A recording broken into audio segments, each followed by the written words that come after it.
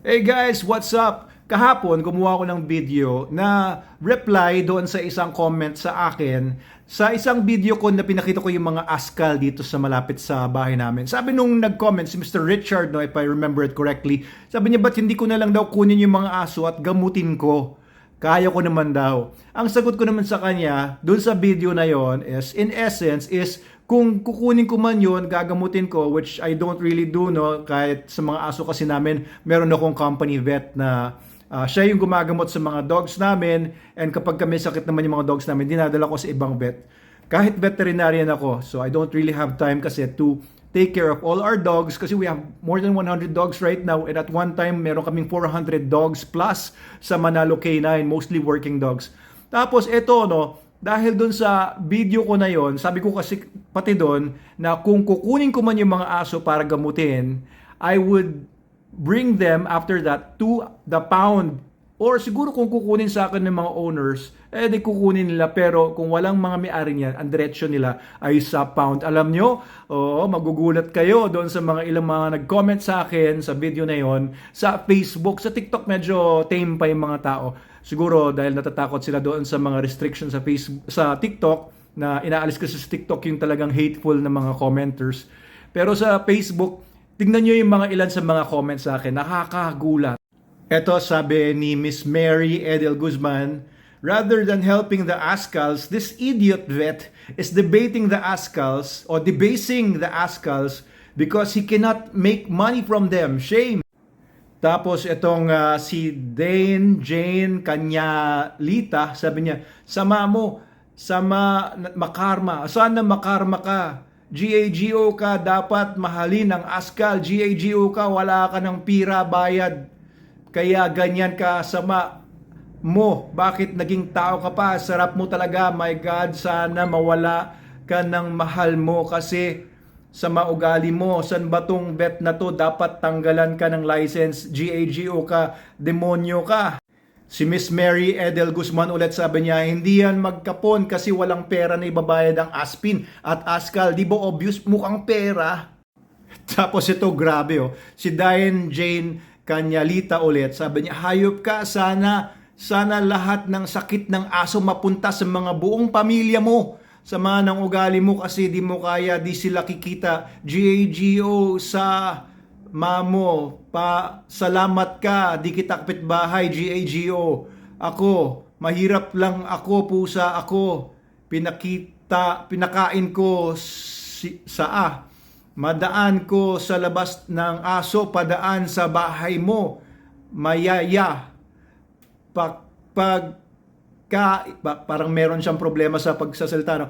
Pakain at tubig na may gamot pa, sos ko, Lord, bakit nabuhay pa tong si Doc Demonyo? Saan ba to? Sugurin natin mga animal lovers. Buisit ka, sana mamatay buong buhay mo. Sana lahat ng sakit ng aso mapunta sa pamilya mo. GAGO ka. Ayan o, tapos sabi niya, TANG, ano ba tawag mo sa aka, GAGGO ka. Ayan, may problema siguro siya, no? Sorry to see na baka meron nga po kayong kapansanan. Tapos si Kalia Marie sabi niya, manahimik ka, Doc, BOBO ka. Hindi Askal, Aspin yun, Aspin. Wala kang kwenta. King, ina, ka. Sabi ni Roger, Supardo, Abitria the Fourth, pure business, no humanity. Ayan, kaya hindi kayo magtataka, maaaring ito yung dahilan kung bakit hindi rin magawa na yung trabaho ng mga tiga-BAI o Bureau of Animal Industry Investigation. Bureau of Animal Industry.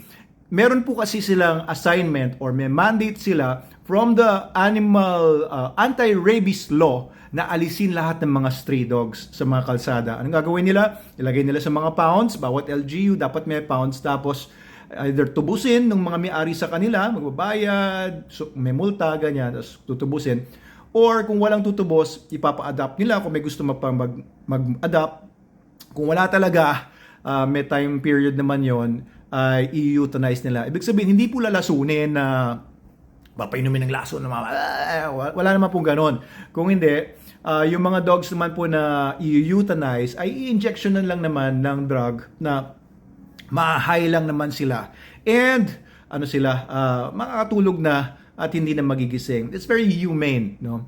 And we really need this animal control measure para po mabawasan na po or mawala na talaga yung rabies sa Pilipinas. Alam niyo ba na ang rabies ay pumapatay ng 200 to 300 Filipinos every year? Taon-taon po yan na daang-daang Pilipino ang namamatay dahil sa rabies.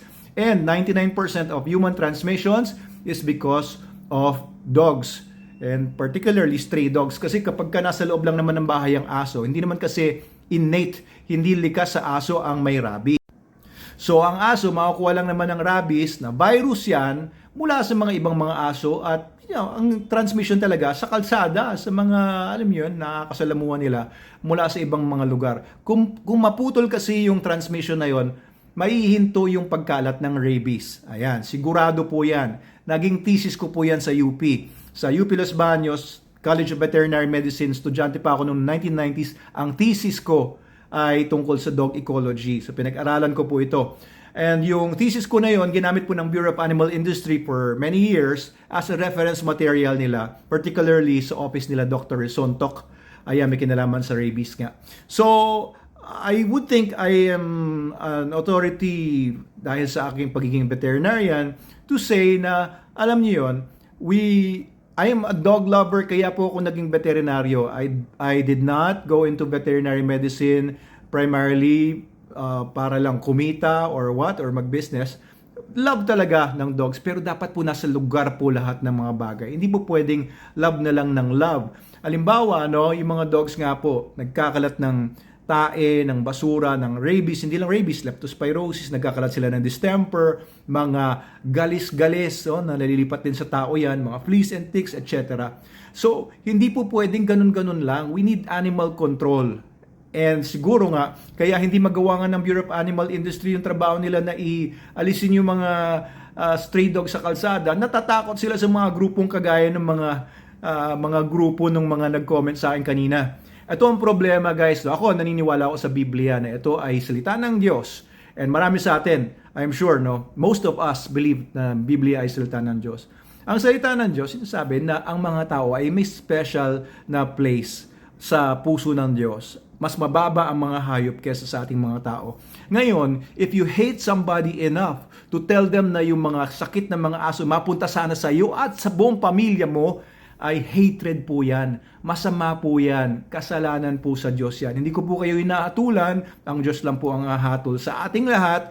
So, wag po tayo magsalita ng mga ganyan. It's very dangerous, Kung mahal man natin ang mga aso, mahal man natin ang mga stray dogs, wag naman po natin i-hate yung mga tao. Kahit irresponsible owners pa sila. Kahit sabihin natin, yung mga tao ang dapat na parusahan. Okay lang naman yon. Pero yung sabihin mo, yung mga irresponsible owners, sila ang dapat na euthanize. Oy, nako. Mag-ingat na kayo. Naririnig ng Diyos yan. Naririnig ng mga anghel yan. Baka po magkasala po tayo kapag ang hinate na natin ay yung mga nilikha sa wangis ng Diyos. Yan ay mga tao. Ang mga aso po ay hayop din, I don't know kung mga vegetarian itong mga nagsasalita na ito. Kung talagang animal lover ka talaga at ganun na lang yung tindi ng intensity ng animal loving mo, ay dapat di ka na rin kumakain ng manok, ng KFC, baboy, baka, etc. Dapat gulay na lang talaga kinakain ninyo. And I doubt kung gulay lang kinakain mo, maging ganyan kainit ang ulo mo kasi alam ko yung mga vegetarian ay mga cool-headed yan. Ewan ko lang, I don't know all vegetarians anyway. Pero ayun, mag-ingat lang po tayo sa pagsalita ng mga ganyang mga bagay. Dog lovers, pet lovers does not necessarily mean na you hate humans who do not love the animals as much as you do. Okay? Kundi magkakasala po tayo niyan. Okay, let's love animals but let's love our fellow humans more. Sana wala nang mamatay sa rabies. Yan po ang point natin sa pag-alis ng mga stray dogs and pagsasalita ko ng mga bagay na sinasabi ko tungkol dito. Okay, mabuhay po tayo, peace po tayo, love lang tayo. Thank you po.